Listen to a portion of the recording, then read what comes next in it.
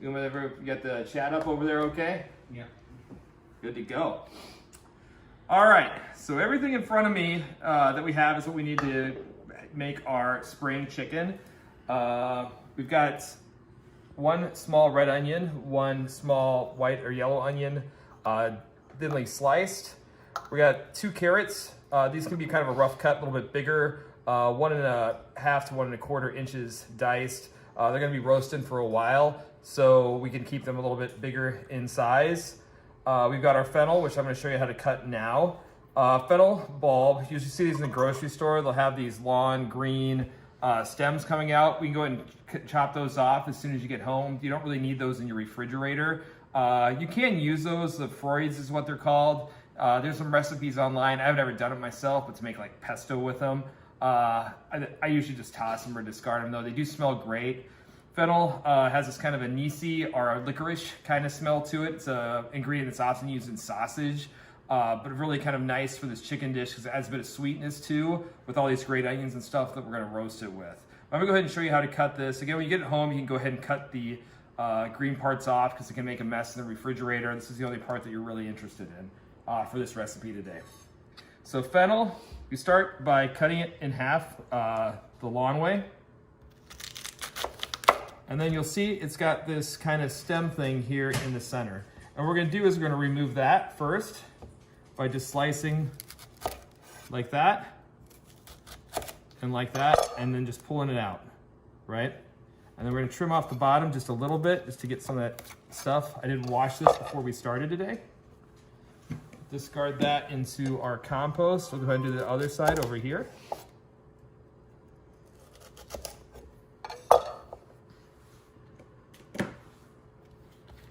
And now to slice it, again, it's the bulb's going for all these little edges kind of at a diagonal like that.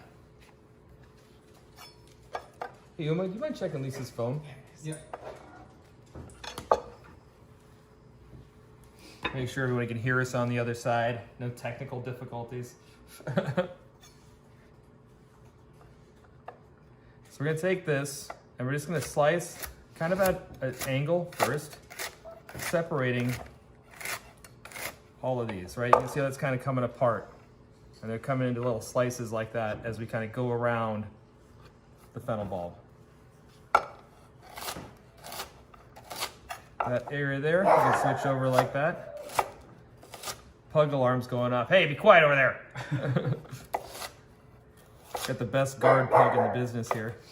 Okay, now this is basically, you know, why do we have to have fennel instead of like any other onion or root vegetable? I mean, you could use other onions or root vegetables in this as well. I like this because it's a little sweet. You might be able to like substitute some parsnip or whatever. This is also kind of springy for a spring chicken.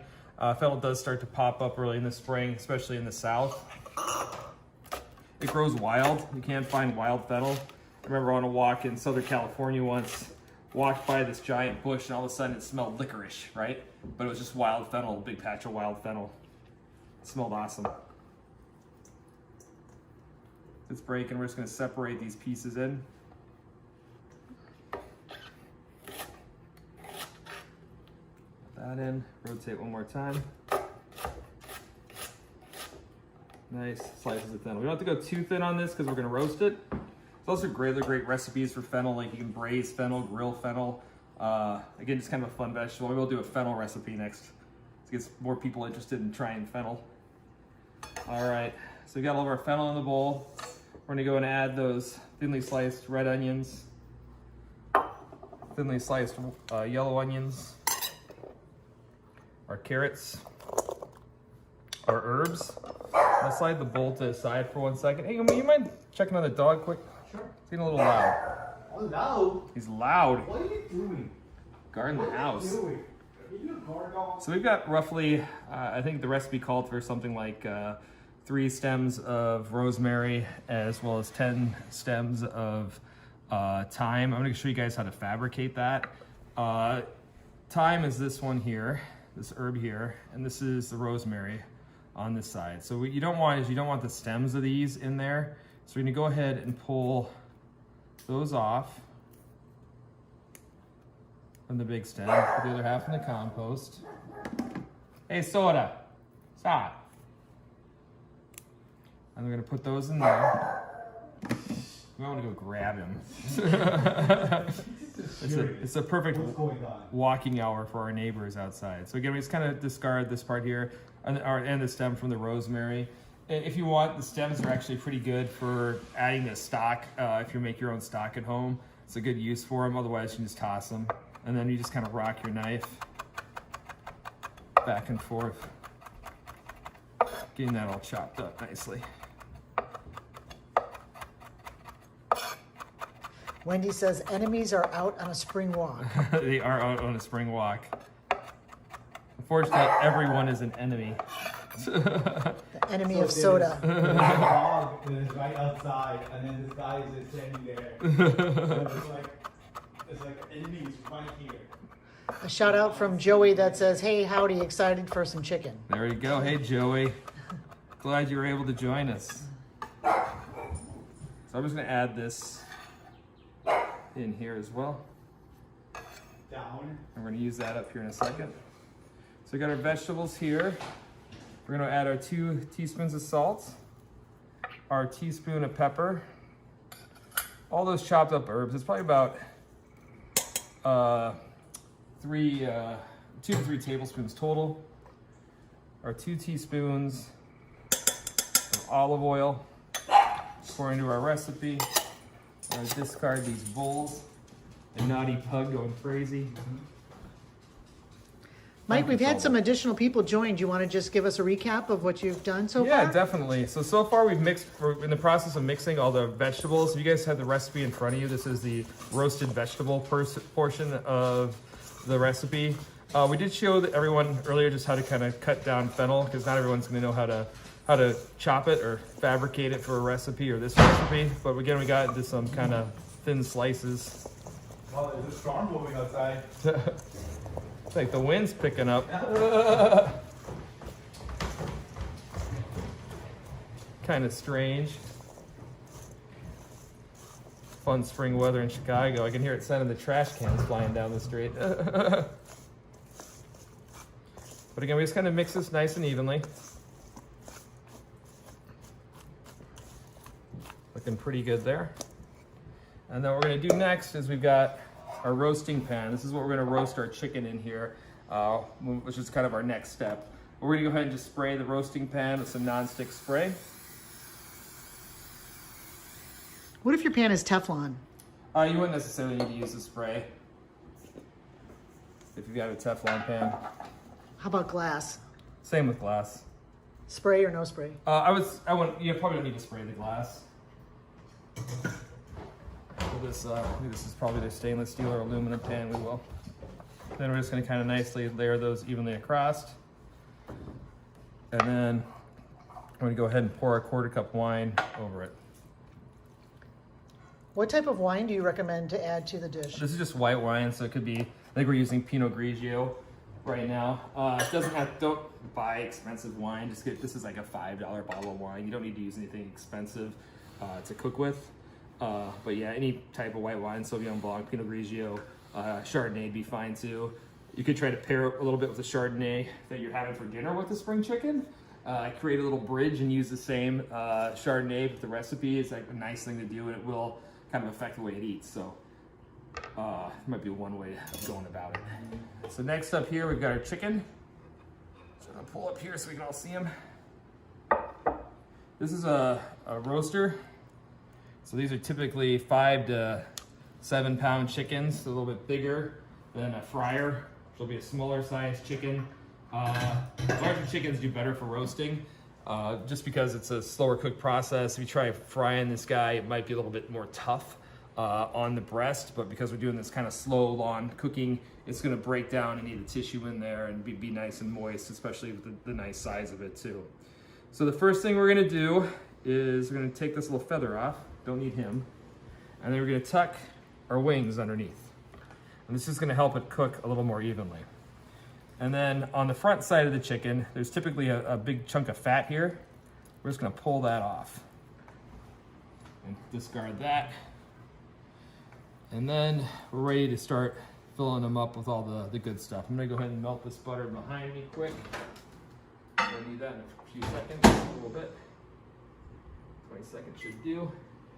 And so we're gonna go ahead and fill our chicken. The first thing we're gonna do is add, I believe this was a teaspoon of salt and half a teaspoon of black pepper. We're just gonna go ahead and put that right in the center cavity. Just kind of sprinkle it back and forth as we go. And then we're gonna add half of a lemon first. Uma, can you check that butter to see if it's melted for me? Sure. And we're gonna squeeze it as we go, just kind of squeeze it in there. Put it into the cavity. We're gonna add a shallot now. It's melted. It's melted perfectly. Some of our garlic cloves. Let me go ahead and do another lemon. And all this is just aromatics that'll flavor the chicken as it's roasting. The rest of our garlic. You mean we're not going to be eating this? We are not. This one we'll eat later tonight. We've got. No, I mean we're not going to be eating the vegetables. No, we're not going to eat the vegetables that are inside. Why? I don't know. I just won't. They won't be done. That's a good reason why. So I've got Just for flavor. Just for flavor. I've got again some more thyme and rosemary. I'm just going to look at my cheat sheet how much I got. There's 3 sprigs of rosemary to 10 sprigs of thyme. And we're just going to push that right through the top here and cram it all in there. And that's just all the flavor of the chicken as it roasts. So this is a little kind of trick I'm going to show you all quick on how to kind of truss chicken without having any butcher's twine. Normally I'd do this with butcher's twine if I had it in the restaurant or whatever, but not everyone has that at home, and this is just kind of another easy way to ensure that it cooks evenly. So the first thing I'm going to do is I'm going to take a knife, and I'm just going to make an incision through the skin, roughly the diameter of the end of one of our drummies. And I'm going to take this drummy, and with any luck, be able to push it right through the hole I just made. Trying to do it. Hope you all can see it. It's a little difficult doing this and getting it in a way that people can see it on camera at the same time. And then we're going to take the other drummy, and we're just going to push it between the skin and the other drummy to have this kind of cool trussed chicken. No need for butcher's twine. It's kind of like a yoga. Yes, it's a yoga position for the chicken. I love it. All right, so now I'm gonna go ahead and put our chicken in our roasting pan. Right in the center. I've got a brush here. Just gonna brush all that butter. I think it was 3 tablespoons of butter total. All over the top of the chicken. Give them some love. This is a little more fat to keep our chicken nice and moist.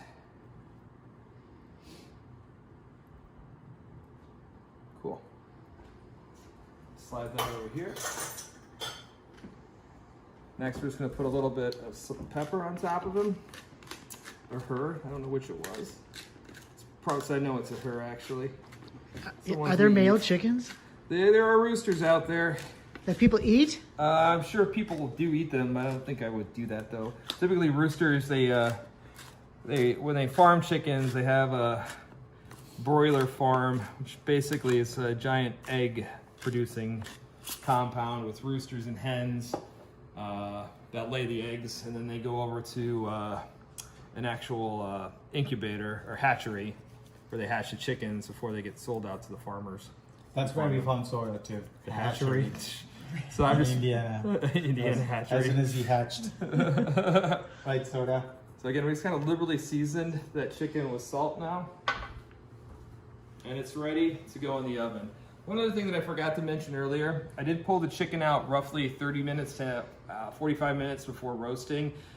Maybe up to an hour even would be acceptable. It's better to let it get a little bit closer to room temperature before you roast the chicken in the oven. It'll just help it cook more evenly. So I've got a little convection oven here. It's at the 400 degrees. If you don't have a convection oven, you could do it in a regular oven at 425, just a little bit higher in temperature. This has got air circulating through it, which will help it, this guy roast a little bit more evenly.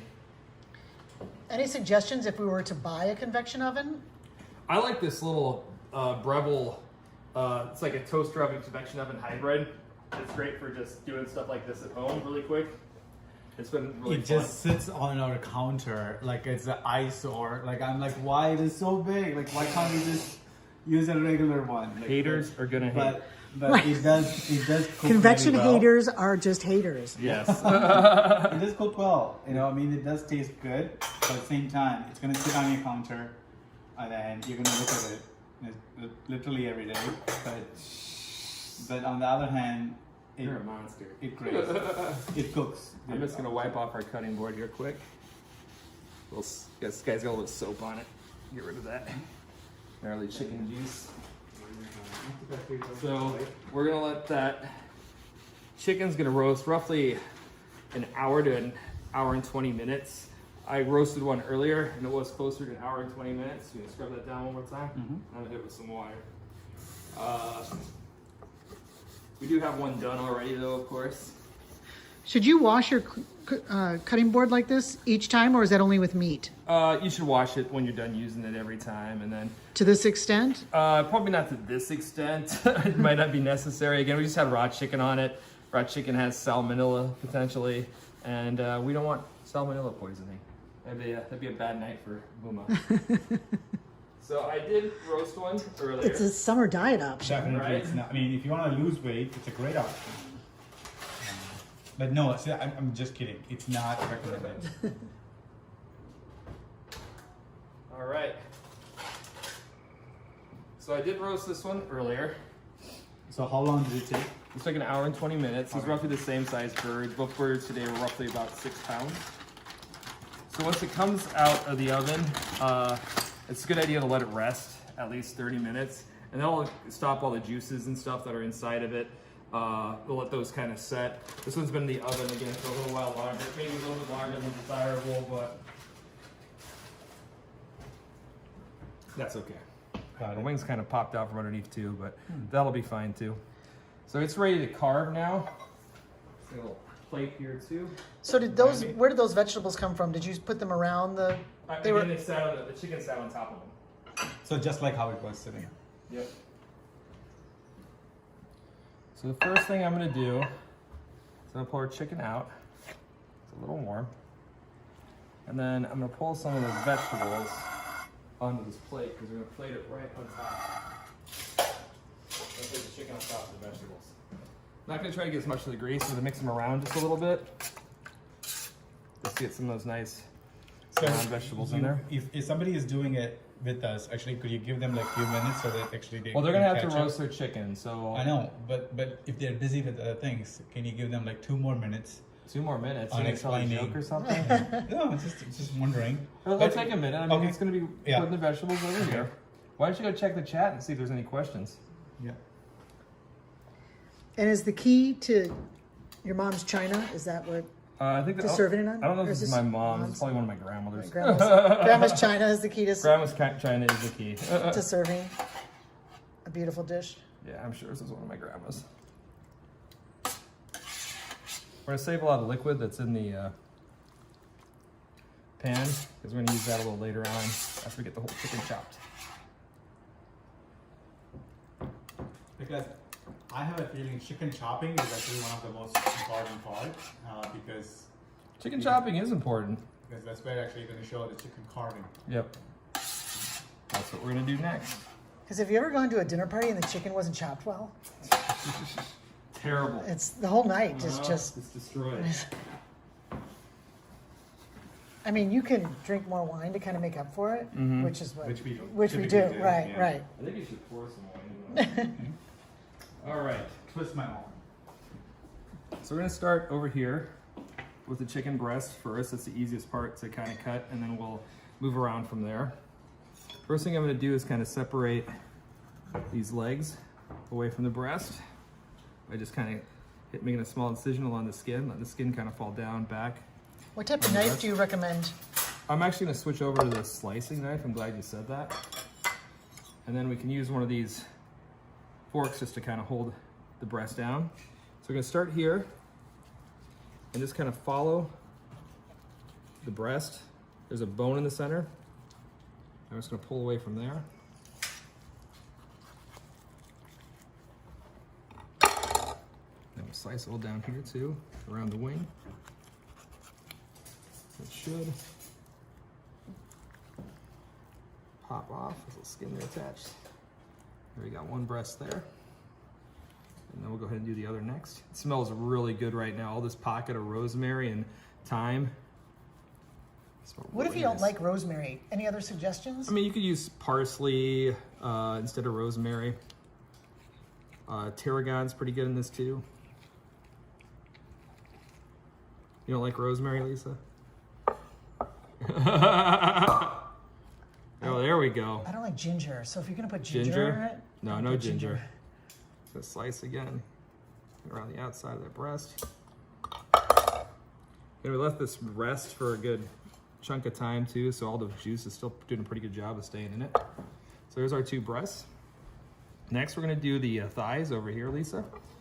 Try to do this in a way people can see. I'm gonna move this around this way. I think it'll probably be the best. You pretty much pop the thigh around the back.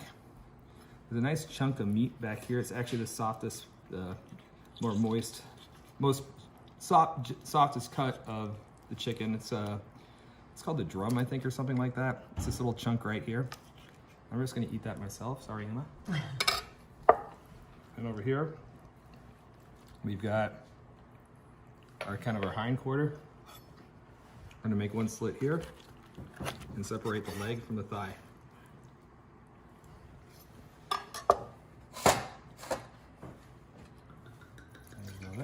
Get rid of this knife. I go to the other side now and do the same over here. Pop that back. It's a very juicy chicken, as you all can see. Juice going everywhere. that sound in the background is the sink draining. It's not multiple glasses of wine being poured. Take a pop here with this knife instead. Cool. What if you cut the chicken open and you notice it's a little pink? Is it okay to put it back in? What do you do? You can put it back in the oven is probably what I would do, just for a little bit. And it's just undercooked. Did you use a thermometer on this one to check it? Yeah, I did. I should have demonstrated that. Basically what you want to do is you want to stick it in between the thigh, like the thigh and the leg, because that's going to be the part that's going to take the longest to cook. So you can actually pull the chicken and then show that. Yeah, I don't think we'll be done in time, but maybe. No, but actually just to show where to. Yeah, I will in a second. You can show how to test the time. Yeah. Take those wings off. Take this other wing off. And I'm just going to set our chicken carcass to the side. We can pick at this later. It's the pug's favorite. We have a question from Kathy. Can dried rosemary and thyme be used? You can. It's not going to be as strong in flavor. I wouldn't use, you don't have to use probably half as much too, right? I take it back, I said that wrong. It's stronger in flavor than this is. So you won't need to use as much. You might use like a tablespoon or teaspoon inside of it. You won't need a lot. So don't use as much of dried as you would fresh? Yeah. It's going to be stronger. We'll just clean some of that grease off, so we're kind of ready to plate. I'm going to go ahead and put some of our chicken thighs here first. Arrange those over there. Got a chicken chicken wings.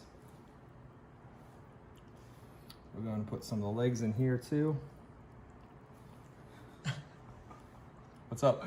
It's Joey. Oh, it's Joey. So I think the lady narrating took a drink from the bottle and is trying to cover it up. She had a bottle before we began, Joey. Right. All right. So go ahead and slice that. Get some nice slices of chicken breast here. He says no judgment. It's been a long day for him too. And Caitlin says Billy would like this. Billy would love this. Oh, Billy would love this, and we would love Billy. Miss Billy. Billy's cousin standing right underneath me, Caitlin. Ready for scraps. All right. Some more nice slices of chicken breast. We'll go around the other side with that. And a nice plate of chicken. We're gonna take some of the juice from our pan here now. And we're just gonna go right over the top. Again, it's got all that chicken fat that's kind of rendered in there, but it's also got some of that butter. We won't pour all of it just because it's a little greasy, but on that chicken breast, it tastes pretty nice. Mm-hmm. Tastes so good. And then a little bit of pepper, fresh cracked pepper.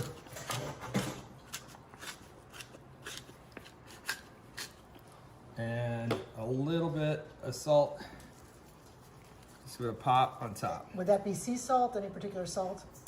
This is just, yeah, it's just kosher salt's what I use, or this is Finishing salt. finishing salt. No, it wasn't. This is just some salt we got at Costco, like pink salt. It's like a higher Molly and level pink salt. I think it's got a little bit more sulfur in it, but it tastes nice. So that's kind of our finished chicken. Again, the rest of this here, we can kind of pull off as we go. We get the wishbone out of there and all that good stuff. But you can see it's super moist, very tasty. So, In that oven. can you show us where to measure the temperature? Yeah, we usually want to go over here next to the oven. Or why can't you just pull it out and then show it here? No, it's easier to do it here. Okay. It's hot. I don't want to pull the whole thing out. Let me grab. You stole my towel. There we go.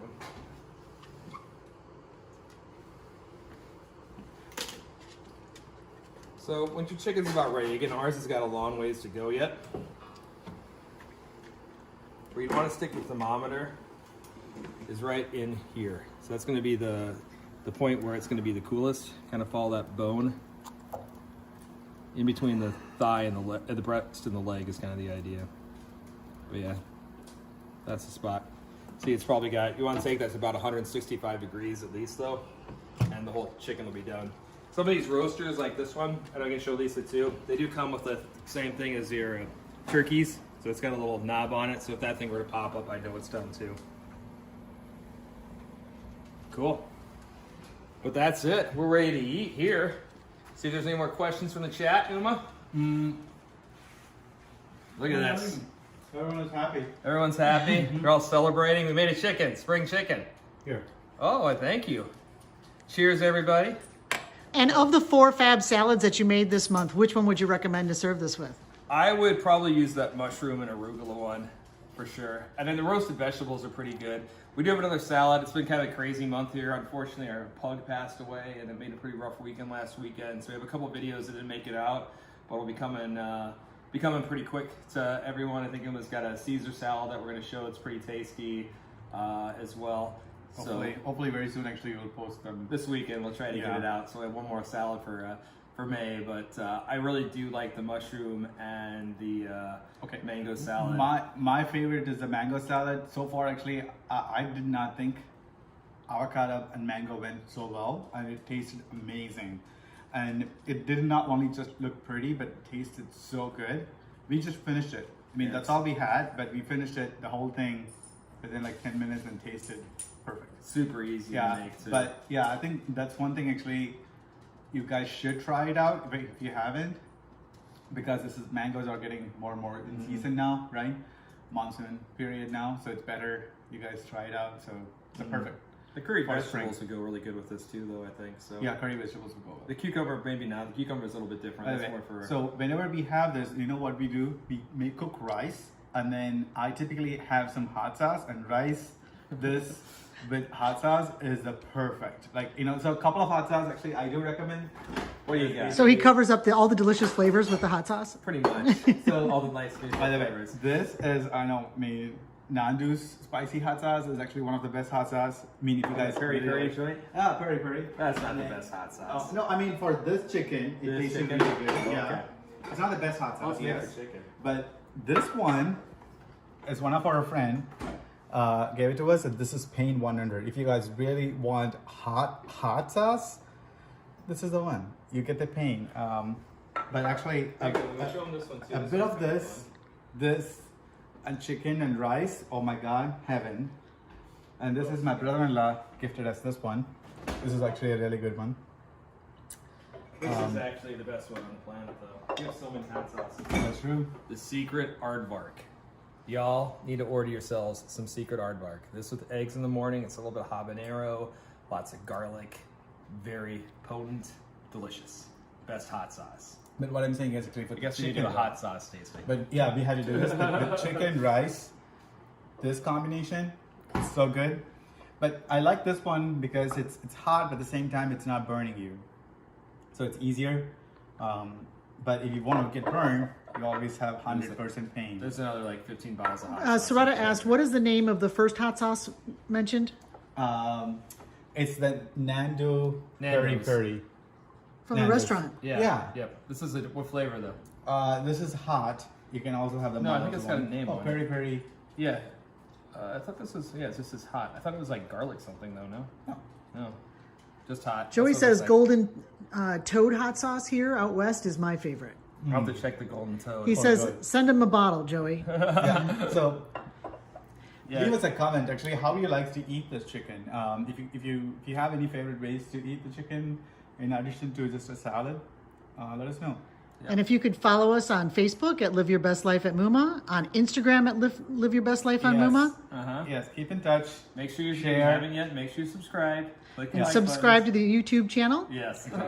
So we've got cheers from Saretta, Kathy, and Caitlin. Joey asks, any ghost peppers? I think it's got ghost pepper. It's pretty strong. Yeah. So what's interesting though, Joey, where you're at, they've actually do a lot of hatch and green chilies. There's some weird open-faced burger out there. I think it's called a slopper or something like that. I was at one of the original Coors bars. I think it was in Boulder, Colorado, and had one.